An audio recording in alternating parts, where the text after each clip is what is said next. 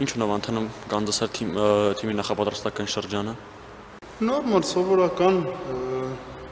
մի քանի օր ասկսել ենք, պատրաստվում ենք ուսումնամարզական հավաքին ամսի 20-ից։ Ստեղ պայմանները այդքան լավ չի, գնալու ենք խափում ուսումնամարզական հավաքի, պատրաստվում ենք։ Ինչ վիճակում են գտնում թիմի ֆուտբոլիստները։ Դե նոր ենք սկսել, աստիճանաբար, ոնց որ բոլոր մյուս թիմերը դեպի լավն են գնում։ Թիմում մի շարք նորեկներ կան, հա, Ռակիչը, շուտով կմիանա Կբոտան, նրանց մասին ինչ կարող ես ասել։ Ռակիչը ես Արարատում եմ խաղացել, շատ լավ որակներով հարցակող է ինքը, գոլ խփող, տեխնիկապես ուժեղ, լավ որակներով, մի խոսքով լավ ֆուտբոլիստ է Ռակիչը, շատ կօգնի մեր թիմին։ Իսկ դարպասապահ եւս մեկ դարպասապահ է ավելացել թիմում, Գոր Մարտիրոսյանը։ Գորին ես